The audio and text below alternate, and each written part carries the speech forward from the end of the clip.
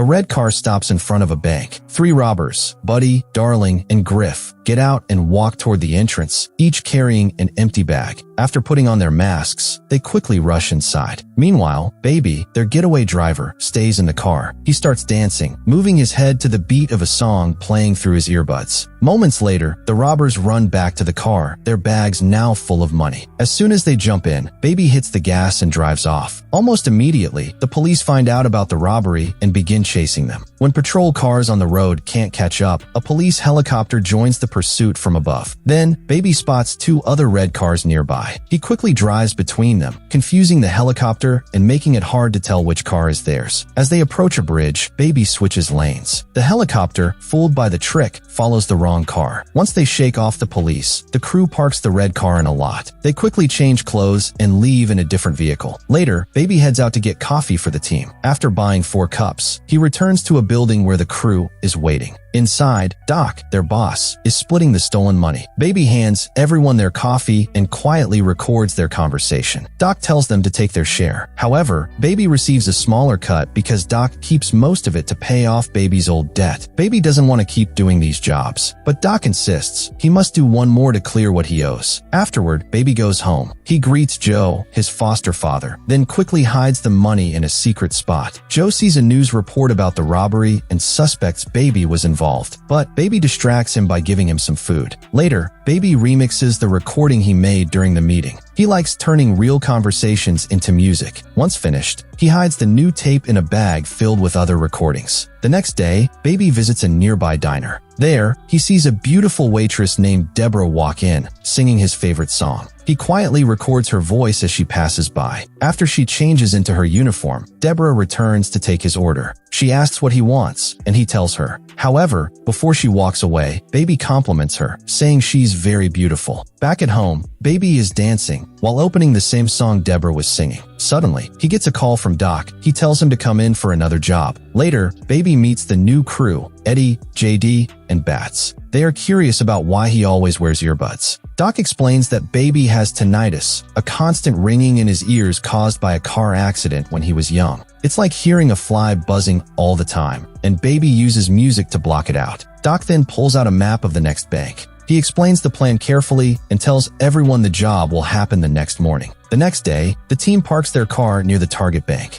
The robbers put on their masks and step out of the car to carry out the robbery. However, a mysterious man is watching them from a distance, observing every move they make. Meanwhile, Baby waits in the getaway car while the others handle the robbery. After finishing the job, the robbers quickly run back to the car. Baby starts the engine right away, but suddenly, the mysterious man crashes into their car on purpose and opens fire. Baby waits for the right moment. Then, with perfect timing, he bravely veers down a side path, weaving between trees, and manages to switch roads. When the man tries to follow, he crashes badly. Now, Baby drives fast to escape the area, but soon they get stuck in traffic. With no time to lose, the team jumps out and rushes to the car in front. They force the owner out and get into her car. As the light turns green, they speed away. While driving, JD suddenly remembers he left his shotgun in the last car. Bats become furious, knowing that the police might now use it to track them. Meanwhile, Baby drives the team to a parking lot where they switch vehicles once again.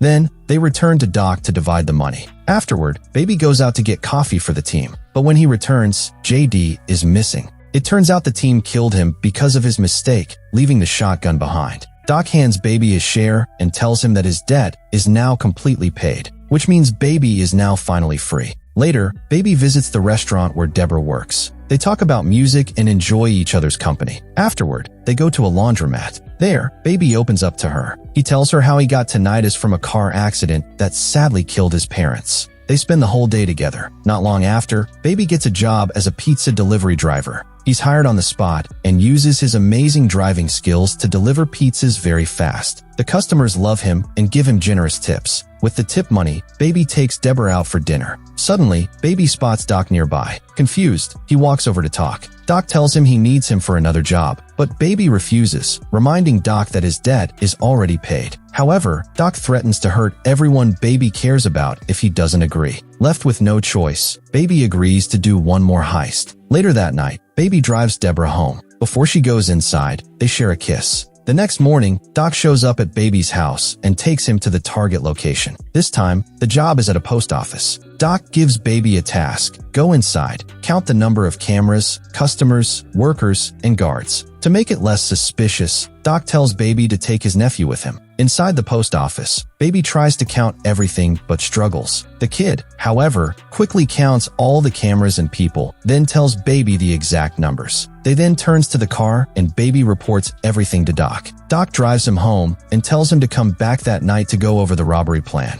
But Baby has a different idea. He wants to leave town and escape the crime life for good. He calls Deborah and asks her to run away with him. She agrees, but first, Baby meets with Doc and the crew, Buddy, Darling, and Bats. Doc explains that the robbery is planned for the next morning. They will rob storage boxes inside the post office that contain blank money orders. Doc goes over how they'll get inside and complete the heist. Next, Doc tells the team to pick up new weapons from some gun dealers he works with. He also says that everyone must return afterward and stay together the night. The team then heads out to get the weapons. They meet the gun dealers, but Bats recognizes one of them and becomes suspicious. He thinks the man is a cop. Without warning, Bats shoots the dealer's boss. Then, a huge shootout breaks out between the robbers and the dealers. The robbers win the fight, but Darling gets shot in the hand. Buddy is furious with Bats for getting his wife hurt, but Bats tells him to calm down and insists that the dealers were undercover cops. As they drive back to their place, Bats tells Baby to stop at a restaurant. Baby doesn't want to because he knows Deborah works there, but Bats keeps yelling, so Baby gives in and pulls over. When Deborah sees Baby walk in, she smiles, thinking he's there to take her away, just like they planned. But Baby avoids eye contact and sits with the team. Deborah then comes over to take their order. She realizes Baby doesn't want the team to know they know each other, so she pretends not to recognize him. When Deborah goes, Bats asks Baby if he knows her, but Baby lies and says no.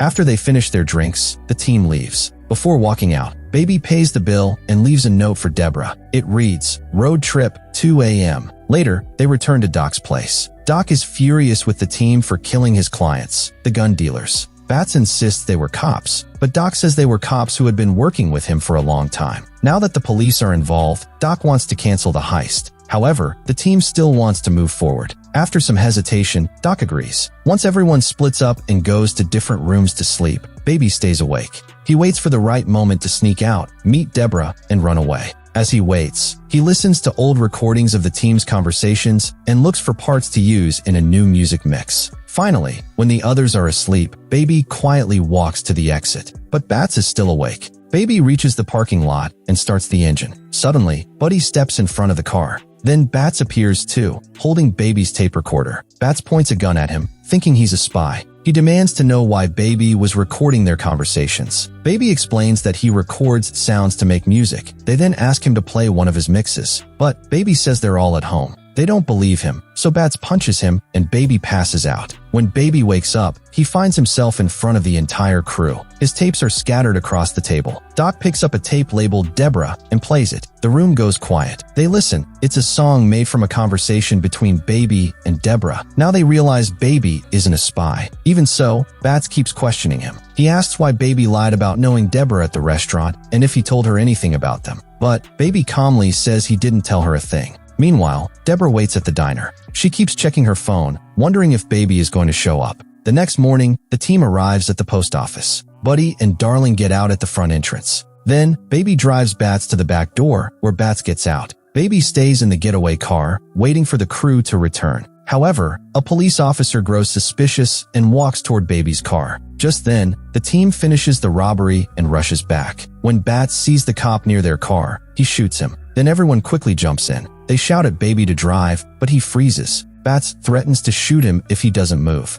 Baby, already furious at Bats for killing the officer, suddenly starts the car and crashes it into a truck carrying iron rods, killing Bats instantly. The police quickly surround the area. The team gets out of the car, and Buddy and Darling begin shooting at the officers. However, Baby starts running as fast as he can. Moments later, Buddy and Darling also start running. Meanwhile, Baby hides behind a tree, but a woman sees him and points him out to the police, and the chase continues. Baby runs into a shopping mall and quickly changes his clothes and glasses to disguise himself. Even so, the police spot him and keep chasing. He keeps running. While on the move, he grabs a screwdriver and heads to the parking lot. After making sure no one is watching, he breaks a car window, jumps in, and starts the car. He speeds off, but suddenly crashes into the car that Buddy and Darling are driving. They both get out and run to Baby's car, yelling at him to get them out of there. But the police arrive and surround them. Buddy and Darling open fire. The police shoot back, and Darling is hit, and she dies on the spot.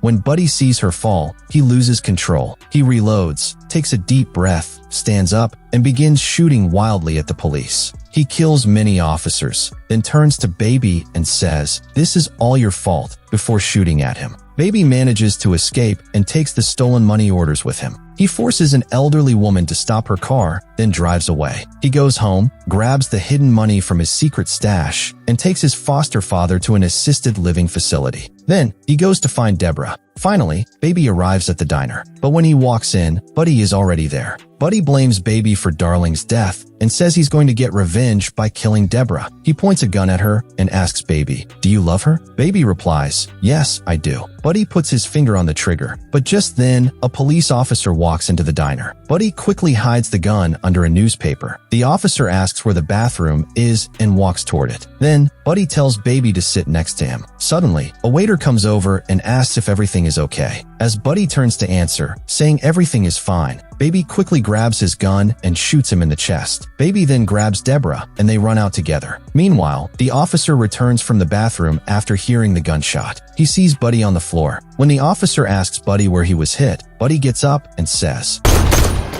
"Right there."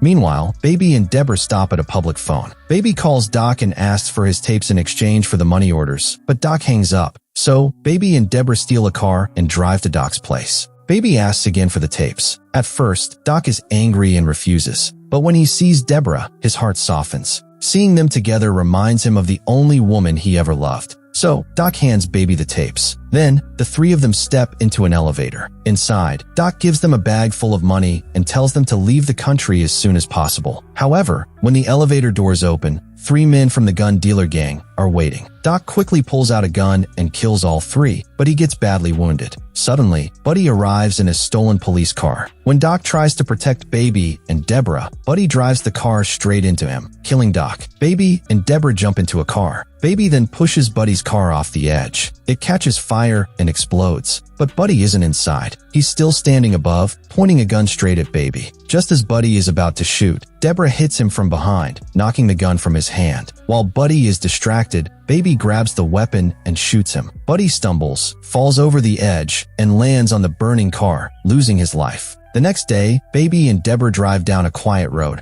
listening to music. They glance at each other with love in their eyes. But suddenly, they see a police roadblock ahead on the bridge. With no way to escape, Baby kisses Deborah and gets out of the car, surrendering to the police. A few days later, the judge sentences Baby to 25 years in prison, with a chance for parole in 5 years. After serving 5 years, Baby is released on parole. Deborah waits outside the prison gates, and the movie ends with the two of them reunited. Don't forget to subscribe and turn on notifications so you don't miss out on any of our future content.